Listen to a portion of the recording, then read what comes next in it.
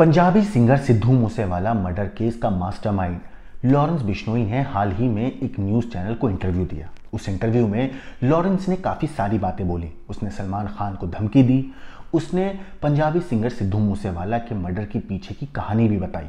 यहाँ तक कि उसने खालिस्तान के ऊपर भी कहा कि खालिस्तान बनने नहीं देगा। लॉरेंस के इस इंटरव्यू के बाद एक और गैंग ने सोशल मीडिया पर एक पोस्ट डाली और उस पोस्ट में डायरेक्ट लॉरेंस को और गोल्डी बराड़ को धमकी देते हुए कहा कि वो कौन होता है जो खालिस्तान बनने नहीं देगा। उस पोस्ट में काफ़ी चीज़ें बोली गई।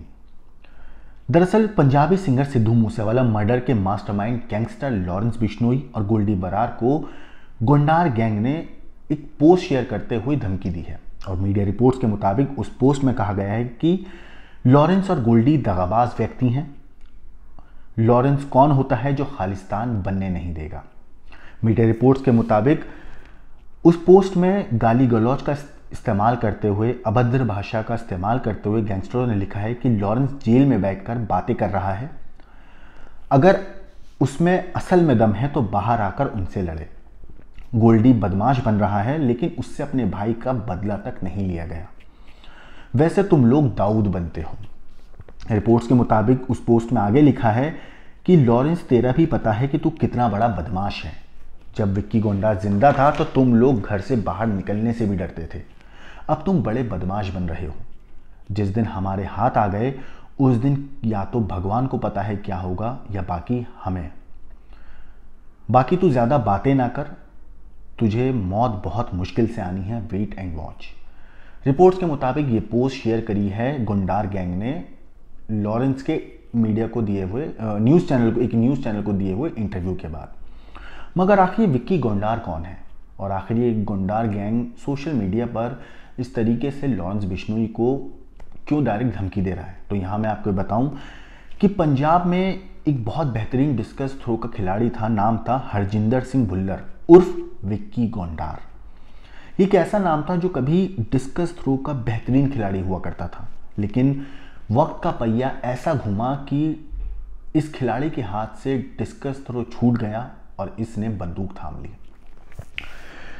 पंजाब का एक मुख्तसर ज़िला है सराव बोदला गांव। वहां का रहने वाला हरजिंदर भुल्लर की शुरुआती शिक्षा गांव में हुई। यहीं रहकर उसने स्टेट लेवल तक डिस्कस थ्रो खेल में मेडल भी जीते।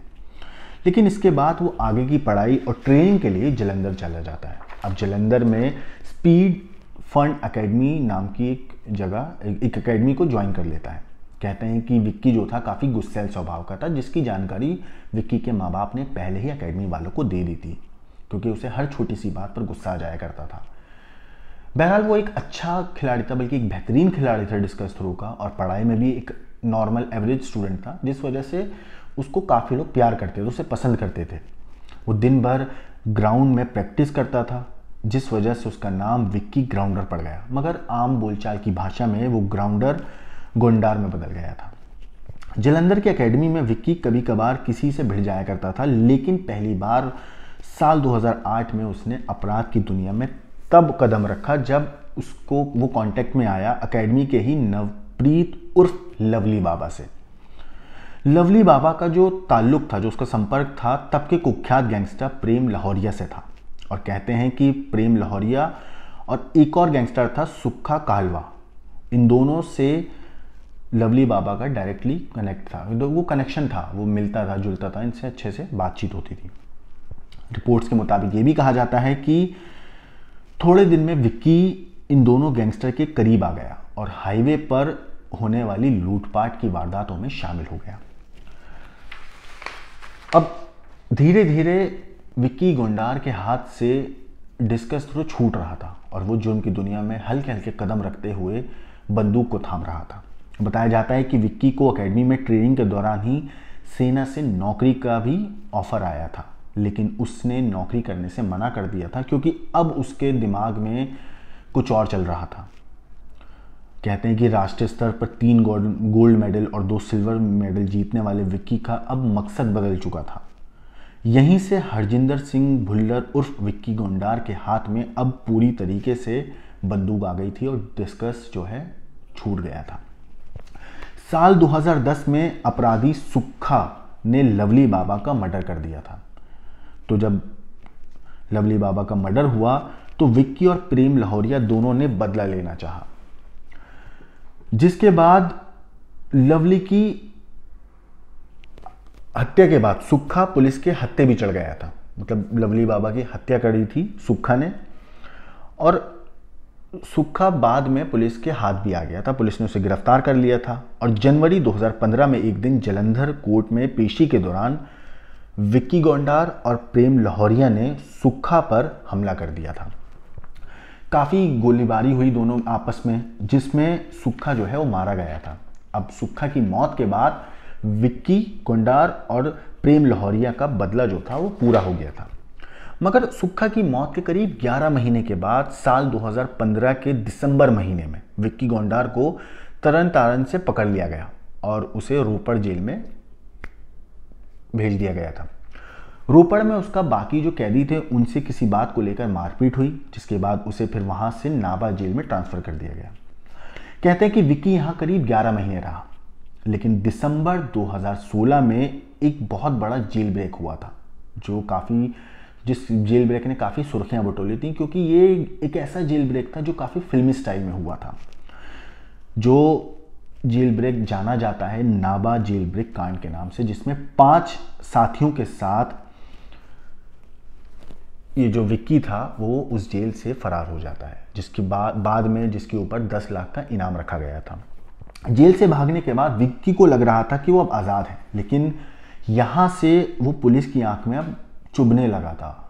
पुलिस उसे किसी भी तरीके से पकड़ना चाहती थी। इसी बीच 27 जनवरी 2018 में पुलिस ने एक दिन श्री गंगानगर के पक्की गांव में विक्की और उसके साथी को घेर लिया और आपसी मुठभेड़ हुई फिर पुलिस और इन गैंगस्टरों के बीच में, जिसमें पंजाब के सबसे कुख्यात गैंगस्टरों या अपराधियों में से एक विक्की और प्रेम लाहौरिया को मार गिराया गया।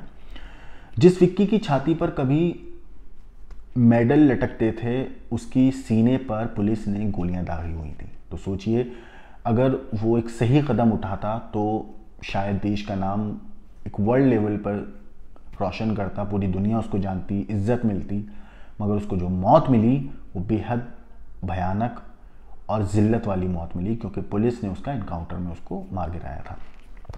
मगर हाल ही में गैंगस्टर लॉरेंस बिश्नोई ने जेल के अंदर से एक न्यूज़ चैनल को इंटरव्यू दिया। उस इंटरव्यू के बाद बवाल मच गया। हर तरफ पंजाब पुलिस की फजीहत हो रही थी, किरकिरी हो रही थी, जिसके बाद पंजाब के डीजीपी गौरव यादव ने एक प्रेस कॉन्फ्रेंस करी और सिलसिलेवार तरीके से सारी बातें समझाई। तो आप पहले उनकी प्रेस कॉन्फ्रेंस का ये चंक सुनिए। लॉरेंस बिश्नोई की दाढ़ी मूछें लंबी हैं, बड़ी हैं, और ये जो रीसेंट फोटोग्राफ्स हैं पेशी की, इसमें इसके बाल छोटे हैं।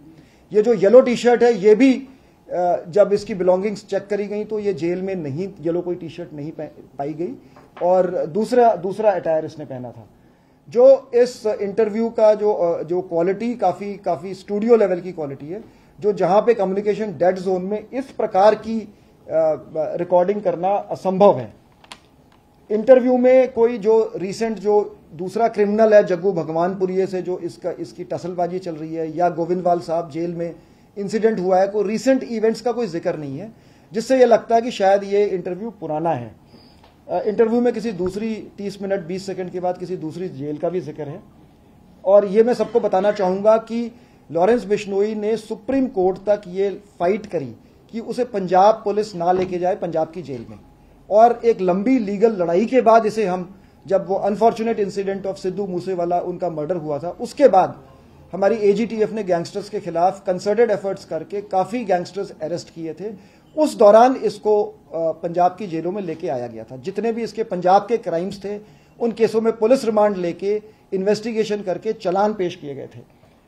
इस शख्स ने अपना तकरीबन पूरा क्रिमिनल कैरियर पंजाब की बाहर की जेलों से पंजाब में क्राइम्स प्लॉट करके उसने अपना कैरियर 7-8 साल का ये इसने व्यतीत किया है, और इसे पंजाब में ले आके हमने इसे निष्क्रिय और इनएक्टिव कर दिया है।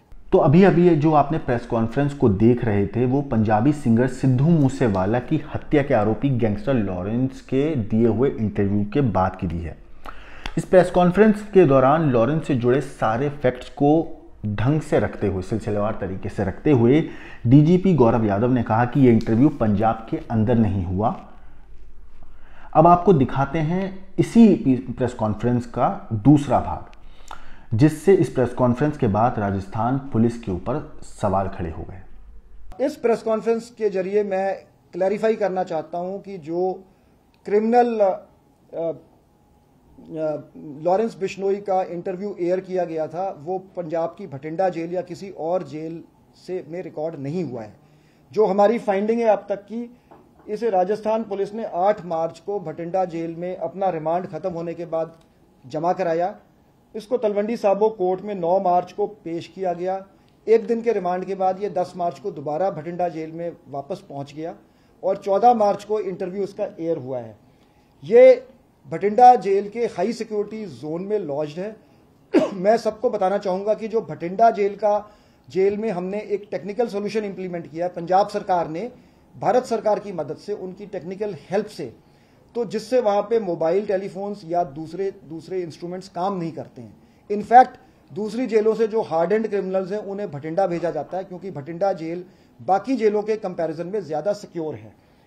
उसमें हाई सिक्योरिटी जोन में आइसोलेटेड सेल में, जिसका मतलब है कि एक सेल में सिर्फ एक मुलजिम होता है, इसे लॉन्च किया गया है और वहां पे जैमर्स के कवर में ये राउंड द क्लॉक ये हाई सिक्योरिटी जोन है। जेल का स्टाफ दिन में 3 बार 4 बार चेक करते हैं कि मोबाइल सिग्नल तो वहां पे नहीं आ रहे हैं। तो सुना आपने इस प्रेस कॉन्फ्रेंस का दूसरा पार्ट। इस प्रेस कॉन्फ्रेंस में डीजीपी गौरव यादव ने पंजाब पुलिस को तो पाक साफ साबित कर दिया, लेकिन राजस्थान पुलिस अब कटघरे में आ गई। दरअसल पंजाबी सिंगर सिद्धू मूसेवाला की हत्या के आरोपी गैंगस्टर लॉरेंस बिश्नोई का ये इंटरव्यू करीब 4 दिन पुराना है। 14 मार्च को करीब ये एक न्यूज़ चैनल ने ऑन एयर किया कि कैसे लॉरेंस ने जेल में रहकर उनको इंटरव्यू दिया था, जिसमें उसने कई बातों का जिक्र किया। और इस इंटरव्यू में लॉरेंस ने सलमान खान को भी जान से मारने की धमकी दी।